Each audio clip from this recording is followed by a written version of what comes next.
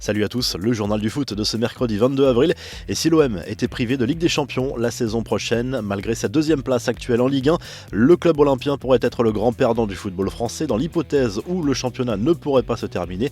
L'UEFA a organisé une nouvelle réunion avec les 55 secrétaires généraux, les fédérations membres, pour évoquer une nouvelle fois le calendrier de reprise. Selon la presse italienne, une hypothèse de qualification pour la prochaine Ligue des Champions passerait par le classement UEFA, ce qui n'arrangerait pas l'OM, mais beaucoup plus Lyon et Monaco. Toujours concernant l'Olympique de Marseille, Jacques-Henri Hérault a confié sur RTL qu'il discutait toujours avec les joueurs pour que ces derniers acceptent des efforts supplémentaires sur les salaires si la situation se prolonge, et notamment dans l'hypothèse d'un non-versement de la dernière tranche des droits télé. Le président marseillais s'est réjoui notamment de l'accord conclu avec l'État sur l'exonération des charges patronales. Les dernières rumeurs du mercato parisien, en plus du brésilien du FC Porto Alex Telles, le PSG s'intéresse de près à un autre latéral. Selon plusieurs médias, le club parisien se montre très intéressé par le profil d'Achraf Hakimi. Auteur d'une grosse saison en Allemagne, le Marocain a vu sa cote exploser. Dortmund désire un nouveau prêt du joueur appartenant au Real Madrid. Concernant Mauro Icardi, chaque jour sa vérité. Son entourage n'a pas fermé la porte à une arrivée au Napoli qui s'était déjà montré intéressé l'été dernier. Le consultant juridique de Wanda Nara, la compagne du buteur argentin, a confirmé sur une radio italienne que Mauro Icardi appréciait beaucoup le club napolitain. On rappelle que le joueur est prêté avec option d'achat par l'Inter Milan au Paris Saint-Germain.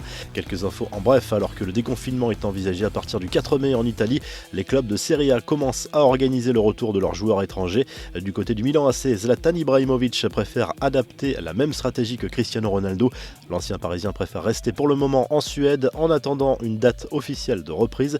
Direction l'Angleterre où, selon le Times, beIN Sport International, plus grand détenteur des droits internationaux de la Première Ligue, a fait savoir qu'il s'opposait au rachat de Newcastle par un fonds saoudien. Concernant la Ligue des Champions, une tendance se confirme, celle de disputer la fin de la compétition au mois d'août.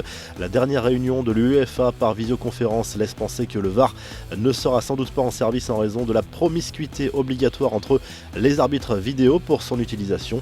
Pris en flagrant délit de non-respect de ces fameuses règles de distanciation sociale en vigueur, les joueurs de Tottenham, Moussa Sissoko et Serge Aurier, n'ont pas tardé à s'excuser. Tottenham avait déjà été pointé du doigt il y a 2 semaines à cause d'entraînements en petits groupes organisés par José Mourinho. Mauvaise nouvelle pour Corentin Tolisso qui manquera sans doute la reprise en Bundesliga. Le milieu de terrain français du Bayern Munich a été opéré de la cheville gauche mardi. Le championnat allemand pourrait reprendre dès le 9 mai prochain. Selon un site spécialisé souvent très bien renseigné, le 3e maillot du PSG la saison prochaine sera de couleur bordeaux, rappelant le drapeau du Qatar, pays propriétaire du club. La tunique Jordan pourrait osciller entre le violet foncé et le bordeaux avec le sponsor, le logo et la marque de l'équipementier couleur dorée.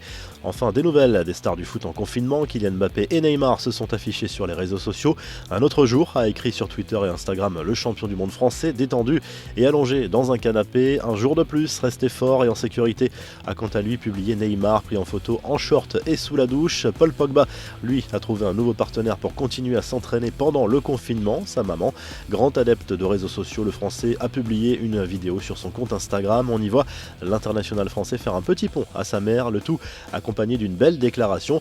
La revue de presse direction à l'Italie où la Gazette dello Sport reprend les confidences de Romelu Lukaku. Dans un échange avec une journaliste belge, l'attaquant de l'Inter a révélé que la quasi-totalité de l'effectif nerazzurro était malade en janvier. Aucun test pour détecter le Covid-19 n'a été effectué alors que tout le monde avait de la fièvre et toussait, selon Lukaku. En Espagne, le Mundo Deportivo parle du mercato du Barça et du cas personnel du Brésilien Arthur. Le milieu de terrain blaugrana intéresse fortement Tottenham et l'Inter Milan. Des offres sont attendues lors du prochain marché des transferts. Enfin, la liste noire de Florentino Pérez. Le journal Sport dresse la liste des indésirables du Real Madrid. Objectif dégraisser pour alléger la masse salariale. On y retrouve Modric, James Rodriguez, Marcelo, Jovic, Bale ou encore Militao. Vous retrouvez l'actu foot sur topmercato.com, l'appli Top Mercato, et à très vite pour un nouveau journal du foot.